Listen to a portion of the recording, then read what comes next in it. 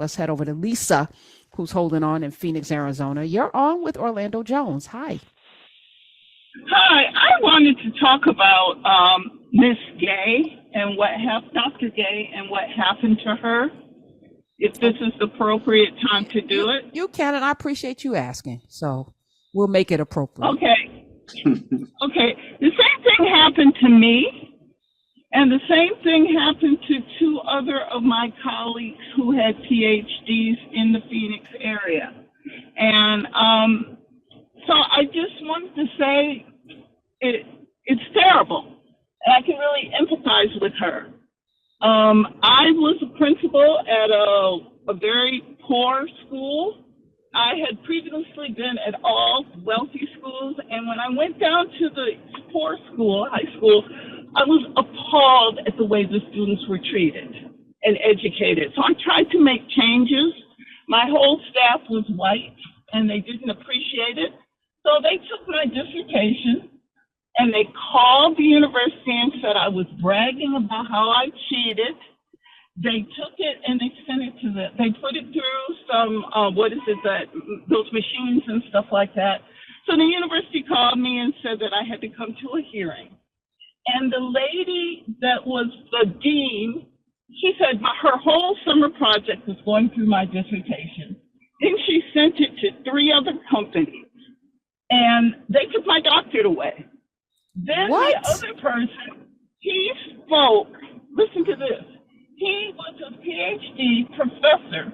He spoke at a high school, and some of his people, some of the people who did not like the fact that he was there, being his colleagues at the university, taped his speech, and they said that he plagiarized because he didn't say that. Okay, George Washington said this, Page this, that, and the other during a speech to high school students. They fired him. Plagiarism. Then there was another lady. She was a professor. She picked up a syllabus of one of the people that were in her department, and she gave it to her students. They fired her for stealing and plagiarism, and then I heard that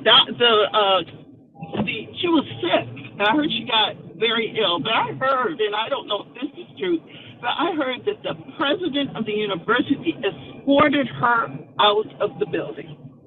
Okay, so let me ask a question. When you went to these places to make a difference, did you expect people to be happy about this? No, I didn't, but I didn't expect them to try. They wrote fictitious letters. Okay, I understand that, but what was your expectation? I feel like if I'm just doing the right thing, then that's. Have you met America? Is my question. Like, I feel like some of us, when we rise up and we get our, we've gotten through this door and gotten through that door, and at some point we get comfortable and think, oh, we're on all the doors. I remember Oprah going to Hermes to buy Tina Turner an Hermes bag, and only to be told that she probably couldn't afford it and escorted out. See, that would have been like a crazy rich Asian type of thing. If it were me, I would have bought Hermes, fired everybody, and then let the stock drop and give away the bags to the homeless. But I'm petty, so that's how it would have been handled. But I mean, do we expect too much? And thank you, Lisa, for sharing. Orlando, do we expect fairness? I feel like a lot of us treat people the way we would treat people. But the reality is America treats people the way it has always treated people. So it's afraid, the fear, the racism is baked in this knowledge of what was done. And the fear is if the roles were reversed, you're going to do to us what was done to you. So we have to keep our foot on your neck to make sure you never rise up because, oh man, do we have karma coming our way. I feel like that's because we never discuss how these things affect white people. And we never discuss the detriment it causes to them. These choices that they made to do this to this lady and this gentleman that she's speaking of, no one benefited from there. The white people didn't benefit from that. They got hurt too, right? They got hurt badly as well. But that's not a discussion, right? That's not. And because they don't see it ever having any effect on them, they think that they're getting away scot-free, and the only person they're really hurting is us. then they have reasons to continue to believe that white supremacy is working in the way that they wish for it to work. When in fact, it's you is killing. My soul's intact. Right. And beyond the soul, I was watching some people interviewed at a Trump rally, and I know the woman might have been in her 40s and she looked 80, teeth not hers, like ignorant. And I was like, so you don't have good health care, your education is poor, you believe in this man, even though all of the facts will tell you something else different about what was done.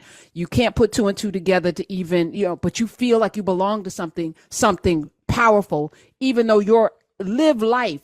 And part of your frustration is anger as you look around at these quote unquote immigrants that come into this country who are seemingly doing so much better. And you think they're doing better because of the liberals and the Bidens, but you're right, looking yeah, at your, you want your groceries cheap, but you don't want to do the work, right? You want your yard taken care of, but you don't want to do the work, right? You want your car washed and your house clean, but you don't want to do the work. You don't want to pay anybody a fair wage, and you don't want to do the work. I mean, if only it were that way, right? So these are unrealistic expectations, right? So As let me we ask, ask, what are their expectations? That somebody's going to come right. clean your house for free and be happy that you're treating them like trash? I mean, again, what are the expectations on both sides? But again, we don't examine that side of it, right?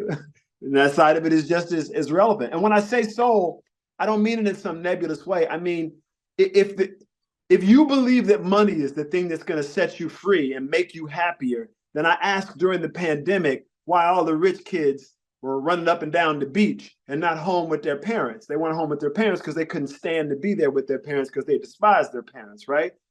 So that's got to be heartbreaking from a parental point of view, that your children see you as this bigoted monster, so much so that during a global pandemic, they don't even want to come home, right? It's got to do something to you.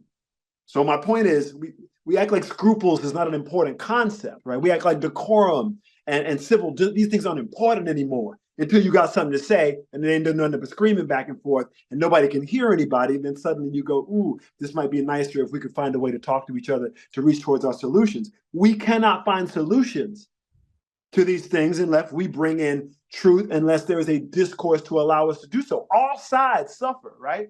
All sides suffer. So it's not like these ideas aren't nebulous. They play themselves out in ways that are of detriment to us all. But if all you think is you stepping on me and you're winning because you've been convinced that that's a goal, that that's a good thing, see how that plays out for you.